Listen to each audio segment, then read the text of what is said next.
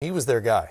There's no question. If you went around the 30 NBA teams and started asking guys who was their favorite player, their hero growing up, I would say the majority of them, of these guys, would be Kobe Bryant. And beyond the players playing today, if you went to fans of the same age, fans in their 20s and their early 30s, it would be the same thing. This is truly one that will impact everyone in the NBA community, but especially people of those ages. We are scheduled to take you to Denver at the bottom of the hour, about a half hour from now, in fact, for the Rockets-Denver Nuggets game. We have no indication that that is not going to take place at this point. We're hearing reports of practices being canceled around the league. In San Antonio, the locker room has been closed. The Spurs are playing this afternoon as well. Obviously, we'll keep you updated on any changes to the schedule, how the NBA might react to this news, which, we're finding out as they do here. Kobe was, a 13th pick in 1996. If you've forgotten, it was by the Charlotte Hornets. The Lakers brought him in a trade for Vlade Divac. And then he became known as competitive a human being as the league has ever seen. Sometimes that manifested itself in ways that might have been off-putting to teammates early in his career, but everyone understood that he was in it to win. Well, he was often misunderstood. And when you look back and you think about a guy that came in, I think he was still 17 years old, just turning 18 years old. And he's playing on a team in a league where there's grown men on his team, and he could not participate and do some of the things that his teammates could do in terms of being able to go out, and if it was have a beer after a game or whatever the case may be, he was too young to do that. And so part of what made him so great was his ability, because he couldn't do those things, he kind of kept to himself. He was a true student of the game. He watched film of all those that came before him, and just in his relentless pursuit to be the best to ever play the game, wanting to be that, he kind of isolated himself, because he, like I said, he couldn't put himself around and do some of the things that his teammates could do. And I think that that's one of the things that made him really great as a player. It made him, he was misunderstood because it seemed like he kind of just isolated himself and stayed away from everyone. But in terms of competitiveness and willpower, and a guy that you want to be in the foxhole with, in any kind of game situation, he was a guy that you want to be. From the discipline that it took for him to stretch and work out and take care of his body, and then the pain threshold that he had when he would come down and turn his ankle and just tape it up tighter and still play in the game, and just all those things that if you were there like I was, that you saw and you understood that that's what made him special and made him different than everybody else. And then shooting for, obviously he idolized Michael Jordan, who is, to me, the best that has ever played the game. And Kobe was right there with him, and he gave him something to shoot for. And so, I don't think that there's any other, if you talk about the greatest competitors in the game, I think you're going to say Michael Jordan and you're going to say Kobe Bryant. Those are the two best competitors that I've ever been around or seen. First time I met Kobe Bryant was around the 2010 All-Star game, and he came up to a set where I was sitting so we could interview him, and that was the season he had the broken finger he was playing through, and this thing was just mangled. And of course, folks remember the night he blew out his Achilles and tried to keep playing for a little while. As a coach who had to coach against him for so many years, obviously there are the physical skills, the tools that he had, but how did his competitiveness, that seemingly, inextinguishable fire that he had to perform and to win, how does that factor into how do you try to stop him?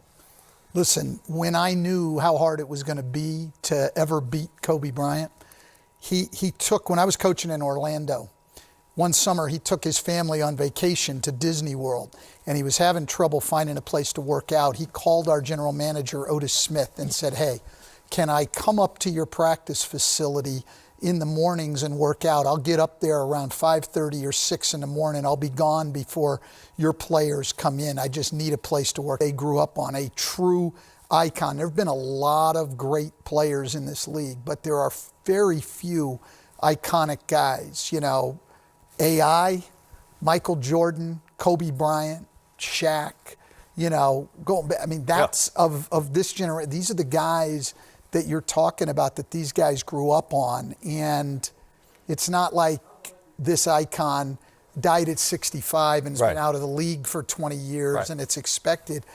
It's too soon. I mean, way too soon. He's a young guy, and like Brian said, he was transitioning to having great success making films and in business, and he's a guy these guys loved. None of them are going to feel like playing today. It's going to be interesting to see what the league decides to do. And to your point about his youth, he has not yet been enshrined in the Basketball Hall of Fame, which will surely now happen posthumously in September. I think the ceremony is in September because this is the first year of eligibility in a very high-profile class that he is in.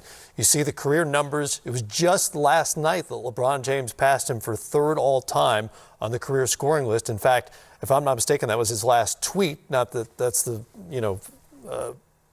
message of record necessarily, but that was his last tweet, was congratulating LeBron James on passing him for number 3. Just happened last night, and now reports again appear to indicate that Kobe Bryant is dead at the age of 41 due to a helicopter crash near Calabasas, California, just north of Los Angeles. You came into the Lakers when he had already started to establish himself as a star in the league, a young star, but a good young player. Do you remember the first time you really met and got to know who he was?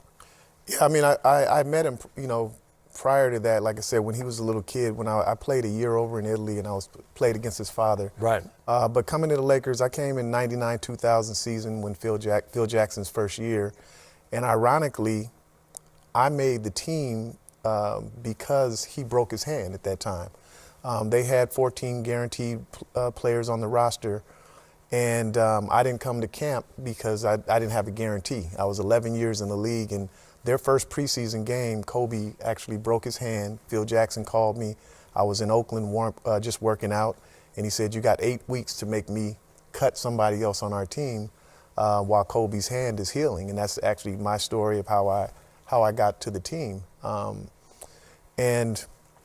like I said, it was you knew that there was something different in his work ethic, for one. And one of the things that Stan just talked about was the early morning sessions, that he had. And many times as a coaching staff and coaching him, we would get to the gym at, 8 o'clock in the morning to have our coaches meetings. And Kobe had already had a 2-hour session working, and being a full sweat from having his own individual workout before we even got to practice and things of that nature. I want to take a step back for a second and,